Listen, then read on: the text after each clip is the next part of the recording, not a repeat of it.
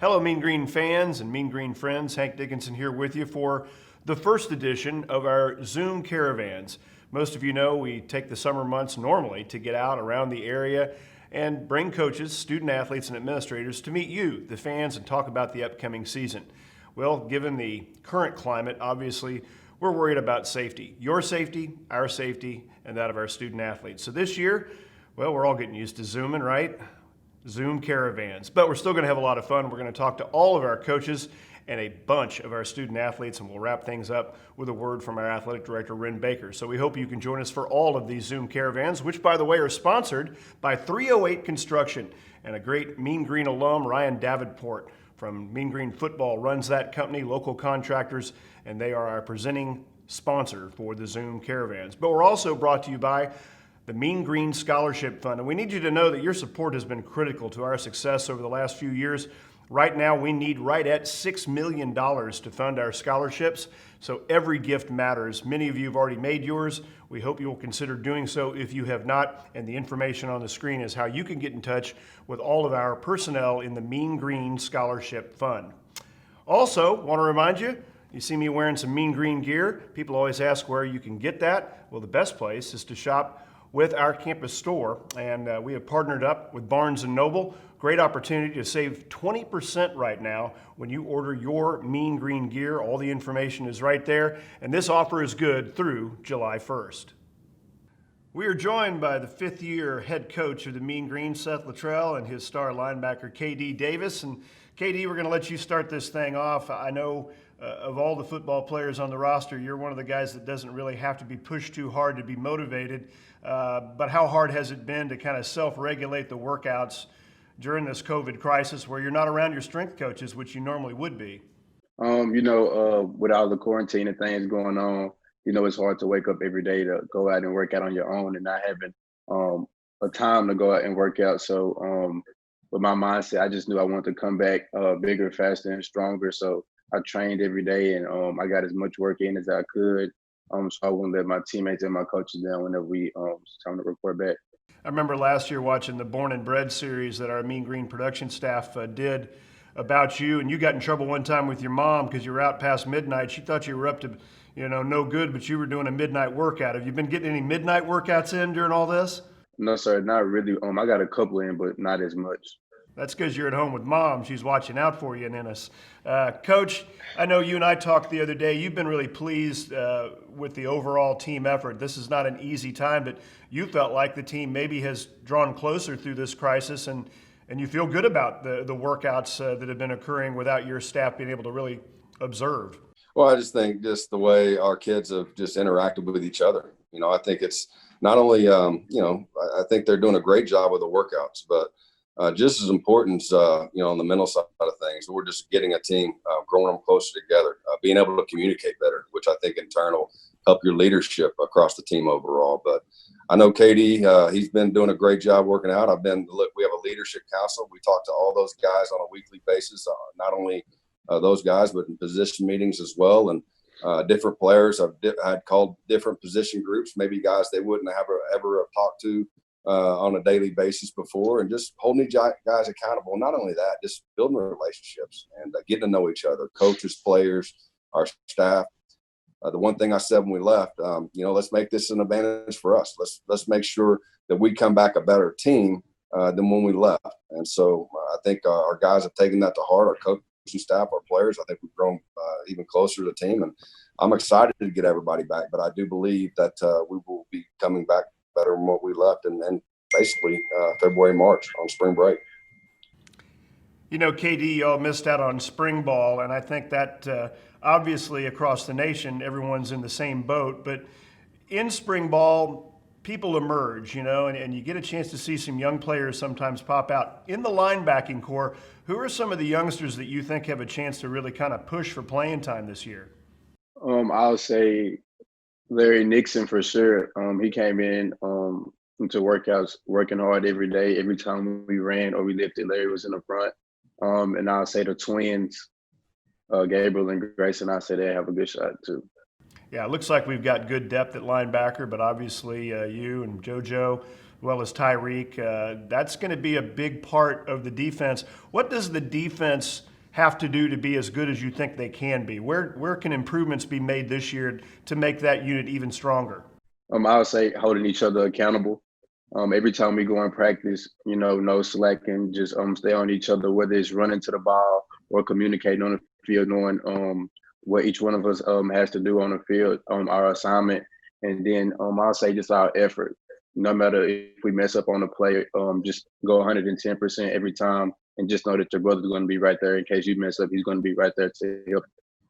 Seth, as we record this, you always talk about the three levels of football being important: offense, defense, and special teams. And you've got, according to Dave Campbell's Texas Football, 3 players that are being recognized statewide on each of those units. Darden as a receiver, Dion Novell, defense, and then Dion Hare-Griffin as a return guy. That's got to make you feel good that all 3 levels are represented.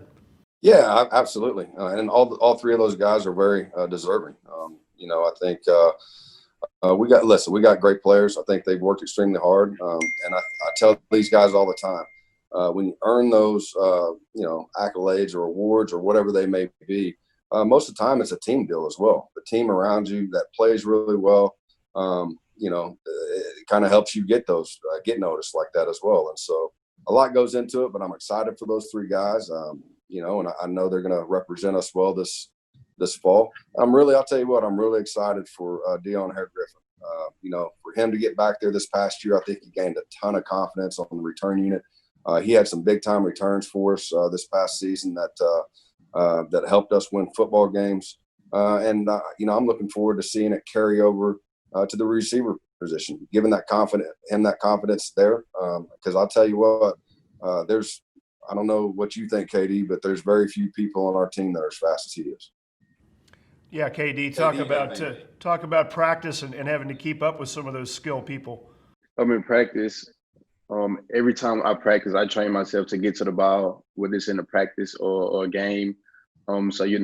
We have some speed on offense. So I'll say, Coach LITTRELL, he has a fast offense, so I get tired sometimes. But I know in the game, if I get tired, I still got to go 100%. That's true. Being a defensive player on a Seth LITTRELL team means you're going to have to put up with an awful lot of skill on the offensive side. Coach, you lost a lot of skill at the quarterback position, and fans are certainly going to be curious about the competition at that slot, replacing Mason Fine. What are your thoughts before a camp would begin on kind of who the central figures are there to be your signal caller? Well, I think going in the spring, obviously, it was going to be Bean and Ani having a, start getting that competition going, but other guys are stepping up. You never know how it's going to unfold. I feel confident about our quarterback room. Casey Martin's been in there, Will Keeney.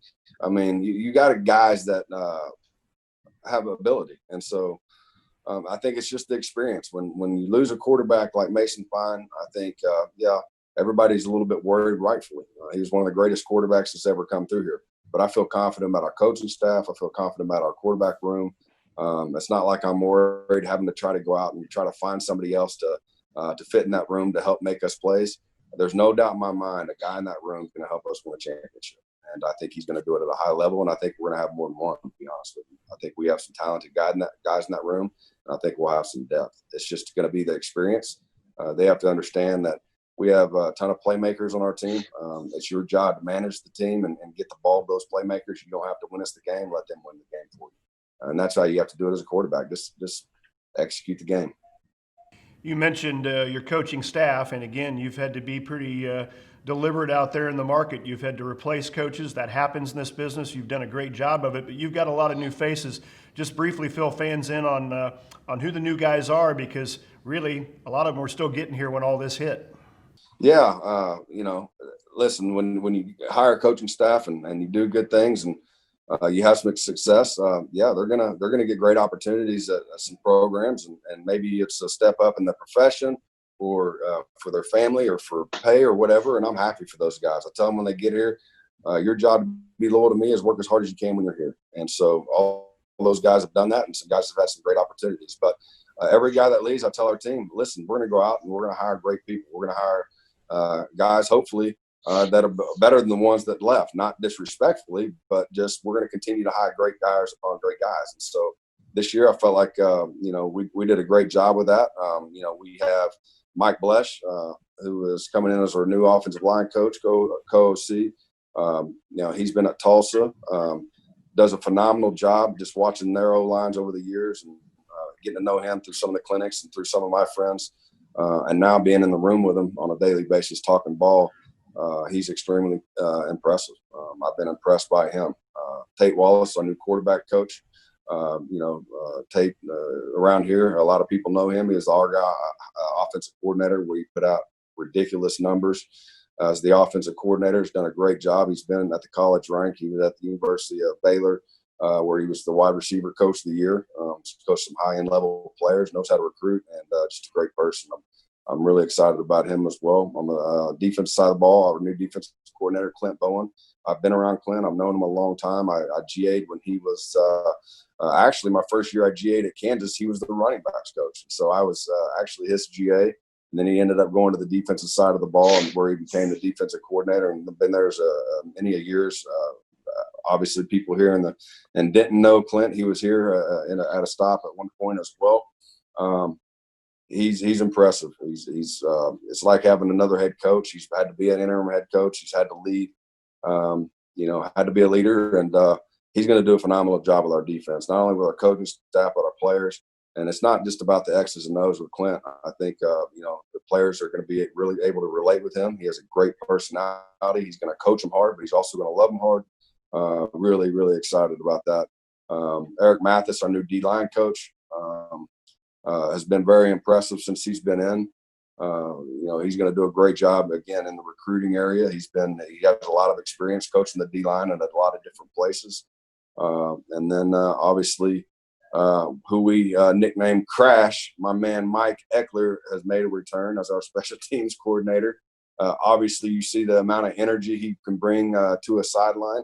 I told him the only thing you can't do is break my hand. Just be careful with the high fives when we start scoring touchdowns and stuff. It'll give you a concussion in a heartbeat if you're not careful. But we're really excited about this group to have everybody back. I know I didn't miss anybody, did I? No, that's a good roundup. KD, you started laughing. You're aware of Eckler's energy, I take it. Yes, sir, I am. Hey, how much have you as a player been able to communicate with folks like Clint Bowen? I know things get a little tough once everybody spreads out, but have you all been able to keep some communication going between players and coaches? Yes, sir. We do every week. We'll have a full defensive meeting, or we have a position meeting. And then we had a leadership council meeting, which Coach LITTRELL, Coach Womack, and Shane, they'll be in there. But yes, sir, we'll communicate with all the defensive coaches every week.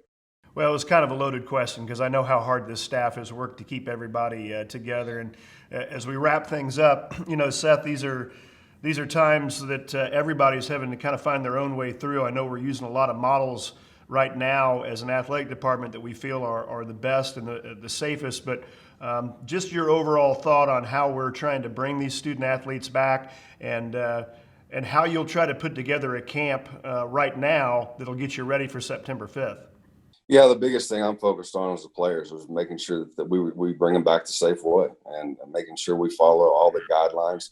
And not only follow all the guidelines, but the right way we feel like it's going to keep them safe. And that, to me, that's the most important thing. I know we have had our administration, obviously Ren, Jared, so many people behind the scenes. You can't name everyone, who have been trying to, do everything possible to make sure we have the right guidelines, the right things, the right protocols.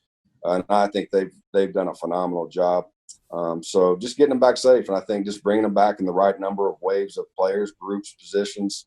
We're not going to, bring 116 guys back at once. That's not realistic. And so just trying to do it the correct way. And again, I'm not worried about the X's and O's part as much as I'm worried about bringing everybody back safely, getting our team back together as soon as possibly as a group, getting together with Coach Womack, making sure because they've worked hard, but making sure they get back into football shape, which is going to be important. And then the X's and O's, listen, we'll figure that out as we go. I think players make plays. Sometimes as coaches, maybe this will be good in our profession, because sometimes we think we're pretty damn smart and we're not, and so we do too much. And so maybe we'll keep it simple enough to where those guys can just go out and play fast, make plays for us. And I know I'm relying on that with our offense. I know Clint has a lot of guys over on that side of the ball that he's going to do the same thing, because I do think we have some playmakers, and we just need to get out of their way and let them make plays. Well, one of those defensive playmakers is KD Davis, author of 88 Tackles a Year Ago. Thank you for your time. Be safe getting from nearby Ennis back to campus. And Seth, congratulations on assembling another really quality staff. It hadn't been easy through all this, but I know I speak for everybody. We are ready for football and ready to help you guys out any way we can to get ready for 2020. Thanks for your time, guys. Thanks, Hank. I appreciate it. Look forward to seeing everyone. Well, it was great to start things off with a visit with Seth LITTRELL and KD Davis. And football obviously was at the front for a reason. We want you to know that now is the time to buy your Mean Green football season tickets. And we certainly understand that there's some uncertainty in the world right now. That's why we've initiated this ticket assurance program. This is going to guarantee that the money you put down for season tickets is not going to go to waste no matter what might happen in the future. It gives you all sorts of alternatives, including a full refund. The deadline to renew for season tickets is June 30th, and we have payment plans available for fans that could be facing some financial uncertainty at this time. Season ticket holders that have renewed and current students will have the first opportunity to be present in Apogee if we do have limited capacity situations. New season tickets, which started on June 1st, require only a $5 down payment for deposit. So make sure you are among the first to get your season tickets and get ready for the start of the season on September 5th. Well, football was a great way to start. Let's move now to another great program at North Texas, Mean Green Women's Soccer. And that includes the senior from Mansfield, Brooke LAMPE, and Mr. Soccer at North Texas, John HEDLUND. John, when we talk about women's soccer at UNT, it is the winningest program in the history of our athletics. That says a lot, and you've been sitting at the helm for 25 years. So when I give you three numbers, 25, 0, and 16, what do those numbers mean? 25 consecutive winning seasons, 0 losses is when it comes to seasons, and 16 championships. So that's kind of embedded in my mind. Obviously with the championship 16, we want to keep raising that number, but yeah, I would love to someday end my career knowing that I never had a losing season. That would be incredible.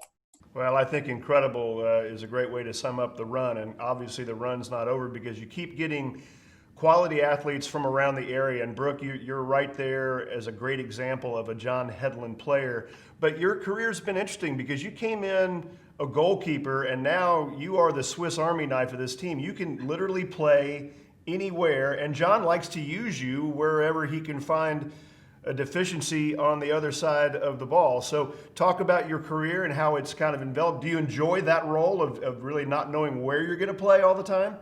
Yeah, it's kind of like a surprise, and I love surprises. So it's like, where am I going to play today? Who knows? But coming in, I really wanted to play goalkeeper. I was so excited about it. And I remember talking to John in my meeting, and he was like, yeah, I just want you as a goalkeeper. I don't really plan on seeing you on the field. Like, you're strictly just a goalkeeper. And I was like, all right, awesome. And I think it was like the first or second day into our summer workouts with the coaches, and John's like, hey, like, go try playing in the defense right there. And I was like, okay. And I guess I passed his test and did good enough to play the field. And he decided, he came and asked me, he's like, so like, do you mind playing the field? Like, does it bother you? And I was like, honestly, I don't really care where I play. I just want to play. And my dad was a coach, and he always taught us that, like, hey, it doesn't matter where you play, as long as you're on the field and you can help the team in any way, that's where you need to be. So I told John, it's like, hey, I don't care where I have to be on the field. Like, I just want to play. But it's definitely been fun. It's been like a good learning experience because it helps you understand every position. And like, especially now, like as leading the team, it helps me understand, like, all right, I know like everything that they're doing in that position, like what's expected of it. That helps a lot when it comes to just trying to relate and communicate with other girls on the team. Well, you've had some huge moments, and you got to get back in goal in a critical position back against Charlotte in 17. Kind of let fans who don't know understand what that moment was about. Well, we went to conference tournament and we played Charlotte, and we went to double overtime, and then we went into PKs, and that whole week I had been, kind of practicing PKs a little bit here and there. And I just thought it was because we needed 2 goalkeepers and one of our other goalkeepers was injured at the time. And so I was out there, and as soon as PK started, John just turns around, looks at me, he's like, "What are you doing?" And I'm like, "Nothing." And he was like, "Go put your jersey on." And I was like, "Oh my gosh," like, okay. And so I went and put my jersey on, and in that moment, like, I was just like so determined to win this game. I was like, no big deal, like, we're gonna win this game, like, I got this. That was really just my mindset going into it. And then right after it was over, I was like, oh my gosh, like, that could have been really bad, because it would have been my first time ever going in goal. And I'm just glad that I was able to like send our seniors out with another ring in conference. But it was definitely an adrenaline rush. But in the moment, I was just super happy. Honestly, I was just like, awesome! I get to finally play goalie. It's okay that it's a dire moment, but I'll survive. Coach Hedlund, Brooke mentioned her dad being a coach. When you go on the recruiting trail, I'm assuming those kind of backgrounds are important to you, because there's no doubt she's got confidence that is bred early, coming from a coaching family. And you've raised 2 kids that have become excellent athletes at the college and hopefully maybe at the pro level. Is that something you look for? Well, we do. It always helps me and my staff when they come from a great athletic background. Their parents were coaches. They just understand, growing up, what it takes to be a great athlete, the preparation, the workouts, the mental side of it. Brooke's always had her dad there in her corner, which is great. He was an outstanding high school coach. So, she's a coach's dream, to be honest with you, because of the fact that there's a lot of players out there that can only play one position. And when you try to move players around a little bit, sometimes they'll give you a little bit of that attitude because they want to play up front. That's their experience, or they want to play in the back, or wherever it might be. With Brooke, the first time I saw her on the field, we were practicing. We usually scrimmage at the end of every session, and we just put her in the back because we were depleted with a few injuries. And I looked over at my coaches and I go, oh my God, this kid can play. This kid's an athlete. She's got speed. She's got quickness. She reads the game extremely well. I think we can play her here, and then you find yourself moving her all around the field because she's so athletic. And then she has the mindset, and a good part of that, I really think, came from her family as well, that she's not going to fight anything. She wants to win. It's about winning. It's about putting the team first. It's about winning championships. So players like Brooke are hard to find because, players are really set in their ways of they can only play this position. And then you brought up the Charlotte game. When we go to conference tournaments, we always feel that we're going to make that run and get to the final, but we always work on penalty kicks because games can come down to penalty kicks. So my goalkeeping coach at the time, he said, you need to look at Brooke in goal. Just look at Brooke in goal. And I said, okay, let's just throw her on PKs, because he goes, she can stop PKs. And, you already have Kelsey. You've got some really good goalkeepers, but Brooke came in there in practices was stopping. And that Charlotte game happened to go to PKs. And I went over to Brooke and I said, are you ready? I looked at her, are you ready? I wanted to see that feedback come back to me. And she looked at me, she goes, let's do this. I said, all right. And then she stopped the first 2 or 3. We went on to win another championship. And the confidence level that she just had, and she was young, but the confidence that she gave me, I said, I'm going with this kid in goal. This is what I want. And she was ready to do it. And she really helped us win another championship there. Yeah, that's a great story. And that gets everyone fired up, I'm sure, watching for the fall season to get back so we can start enjoying more moments like that. Brooke, how hard has it been to maintain the focus, do the workouts that you have to do when you're not with Coach Hedlund, you're not around your strength coaches? I think it has to have been a challenging time for all of our student athletes. How has it been for you? I mean, it's different. You have to have a different mindset for sure, because now you're working out kind of by yourself. I mean, it's a huge help. We had some donors at UNT. They sent us some bands to help us work out with, and that was huge, and we really appreciate that. But as I'm going in, I'm like, this is my last season, and I was really happy where I was at leaving in spring. As like I was in shape, I was athletic, and I didn't want to lose that. So as soon as I got home, I was like, I'm not gonna sit on the couch, and I'm not that person either. So I've just been running a lot. That's my biggest thing is I just know if I at least run, I'll be able to run more on the field. And then I got into one of my friends' weight rooms in his garage, and so we've just been working out. So it hasn't been as hard as it might be for some other people. But I definitely was like, I want to make this last season my best, so I'm going to do what I can while I'm at home. And the other thing is too is like, I don't want any of the new girls coming in. I know that it's good that they're going to challenge me, but I have to hold the standard for them and myself as well. So that's why I've kind of been putting in a little bit extra work. But it's not as hard once you have a mindset. And I know that I want to go out with 4 rings. So I know sitting on the couch isn't going to get me there. Brooke's a member of our Student Athletic Advisory Council. We've talked to some other student athletes that do the same thing, and a great mention of the workout bands that were made available. John, when you talk about our Mean Green Scholarship Fund and our donors, they've done so much over the years, and you and I have both seen resources increase, especially dramatically here in the last few years. Talk about the importance of the donors, the season ticket holders, and the people that have allowed us to build things like your soccer and track complex. A game changer for you, and you've been so patient with facilities, but now you've got what you really need to get out there and recruit at a high level. Yeah, I mean, the donors have been great. Scholarship funds, just our fans in general, alumni association. We generally have one of the biggest alumni associations that come back every summer and get to play in a game, and we make it a day of it and so forth. And it's been tremendous. And of course, you touched on the new facility. To me, it's one of the best facilities in the country. It's given us so many great opportunities to schedule great games against Power 5 schools now. We've got like 5 or 6 Power 5 schools coming in to play us at home this year. And I don't know if they would have done that with our last facility. This is a great facility. It's a tremendous surface.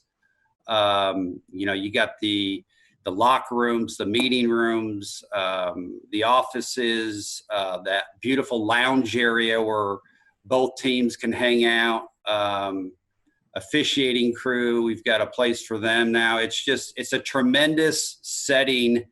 We got to host the conference tournament. I think you got to see a lot of jealous conference coaches that looked at the facility and go, oh my God, look what UNT has now. I mean, even the Rice guy was taking pictures of every room to go back to his AD and go, look what UNT has. Can we get something like this? So again, I applaud the donors. They've done a great job for us, and the scholarship fund, and we want to keep that thing going and take care of these athletes. Well, thanks to the dean of the UNT coaching fraternity, John HEDLUND, who has built a formidable program based on talent like Brooke Lampe. Brooke, thank you so much for your time. You look healthy and safe. You stay that way, because this fall season is coming up, and we're going to try to get back to a new normal. But thank you so much for your time. Thank you. Thank you for having us. But for the record, John and I figured out how to Zoom quicker than you did, so you've still got some work to do. Yes. I guess it's good that I'm not an engineer major, huh? All right. Well, we enjoyed catching up with Mean Green Women's Soccer. Thanks again. It's a real pleasure now to welcome in the veteran head coach of Mean Green Volleyball and one of his star players, a local product, RHETT Robinson, the junior from Crum, and Andrew PALILEO, who 8 seasons now at North Texas, coach, but 21 overall. And this last season, you set some important benchmarks, not only picking up your 400th career win, but becoming the all-time winningest coach at North Texas. It feels like in a career that has touched a lot of bases, you are squarely at home here at the University of North Texas. Yeah, for sure. You know, it's been, this is probably the longest place I've been in all my stops that I've, institutions that I've coached at. And so it's been pretty exciting to just progress through the years here in North Texas and just seeing the, you know, just the progress that the school has made and just the athletic department and where we were when I got here, just the start of Conference USA to where now we've been in it for almost 8 years. I mean, going into my 8th season. So it's pretty exciting just to see the program evolve and just seeing the caliber of players come through here get better and better. Well, you certainly do a great job recruiting, but you didn't have to go too far to find the young lady who joins us now. RHETT, you're a junior out of Crum, and I'm curious, I know that you and Coach PALILEO began to work together before your college career, but was North Texas always on your radar in terms of a place where you wanted to play, or was it Coach PALILEO that really turned that desire to be a Mean Green volleyball player? Honestly, I hadn't really thought much about like where I wanted to play in college. I kind of, because I played basketball as well in high school. So, but once I met Pally, that's when I decided that, you know, like UNT could be a good place for me. Well, you know, it's interesting when you talk about North Texas and the brand that's out there in the region. It's turned the corner in my time here, 25 years at North Texas. I feel like we've got a great brand out there, and you're smart to show your UNT shirt there. What do you think people first react to when they hear about Mean Green volleyball in the club circuit? Because that's such an important recruiting pool. I think, honestly, it's just like coming from someone who played at the club, I think it's like really cool to see like all of the older players, because a lot of us coach for the North Point. And so it was really like motivating. Like I had Holly, a star player at the time, as one of my assistant coaches. And so like seeing her was really inspiring for me. Coach PALILEO, and RHETT's a great example of this. You also are very, very focused on the academic success of your team. And we should note 3.78, the team grade point average for volleyball, which is excellent. You put 10 of 14 players on the president's list. Talk about that focus and how proud you are of your young ladies for excelling in the classroom. Yeah, first, let me back up first. I want to give credit where credit is due. We found RHETT when Madison Barr, who's former alumni player here, she was an assistant, and she ran a summer sand league when we used to have the sand courts out front. And RHETT showed up in one of those clinics, and she goes, "Pally, you need to see this kid. You know, she's a little twig right now, but she's got long limbs, and she's going to be good." And so we took a look at her. We convinced her to come and play for our club. And as soon as I saw her, we tried to get her signed up as fast as possible. So luckily she bit on whatever we were selling. And then the rest is history. But no, we're super excited.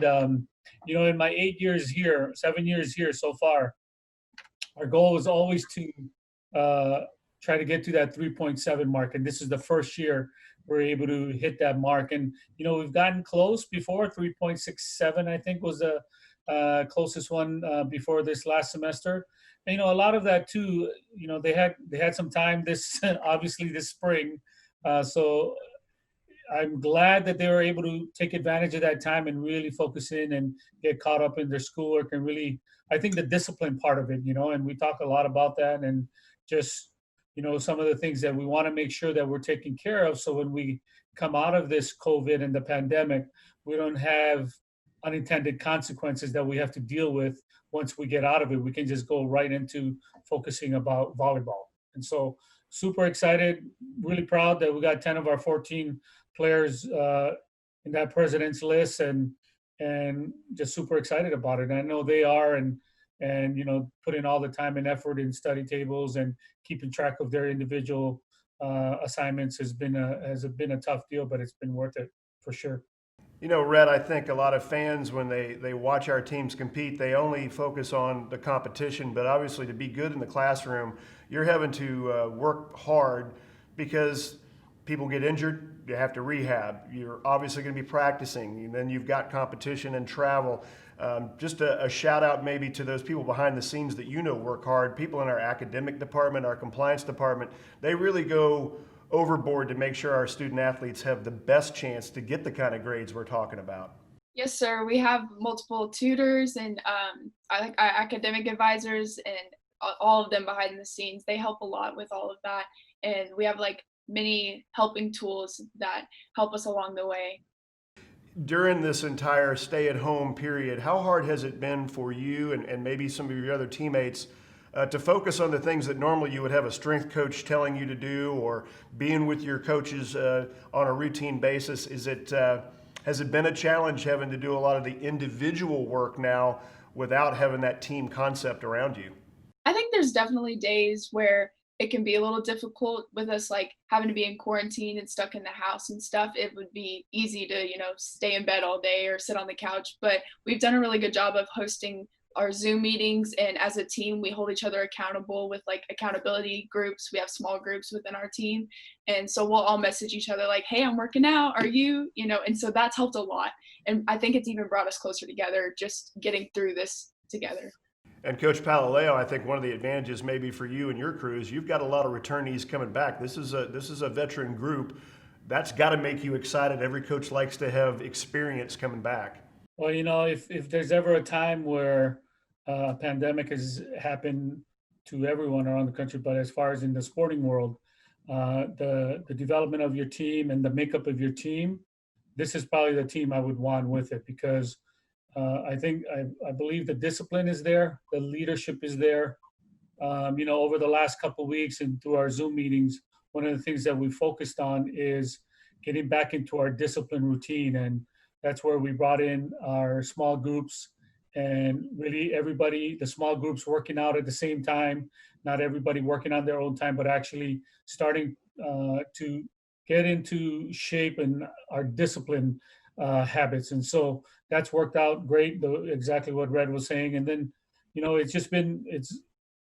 I'm looking forward to just starting with this old group. I don't want to say old, but, experienced group that is probably one of my more experienced, but a lot of different things. You got their experience, you've got the talent in there, you've got the leadership qualities that I think they're all building, not just one or two players, but I think collectively they've decided that everybody's going to have a voice in the team, and team matters. And that's what we've been trying to develop over this time that we've had. Well, I know everyone looks forward to that day when we get back in the incredible atmosphere in your little bandbox of a gym. I mean, with that band playing and the team playing well, it's a loud, really great environment, and certainly we want everyone to get back safe. RHETT, you look great right now. I know you're healthy. Stay that way, and we appreciate your time. Coach PALILEO, we look forward to the safe return of your student athletes. So thanks again to Mean Green Women's Volleyball for their time on our Zoom Caravan. And that concludes our final tandem of coaches on this first episode of Zoom Caravans. But we're not done. We've got more upcoming in the very near future. In fact, our next episode will feature men's basketball with Coach Grant McCaslin. We'll also look at men's golf and swimming and diving. But before we say goodbye for this episode, I want to remind you there's a lot of great content available for you to watch on meangreensports.com. Give a little plug to At Home with Hank, a pandemically provoked program that we put together for a couple of months there from my back porch at my house, where I was safely distancing. I visited with people like George Dunham, who helped us relive the 2002 New Orleans Bowl victory over Cincinnati.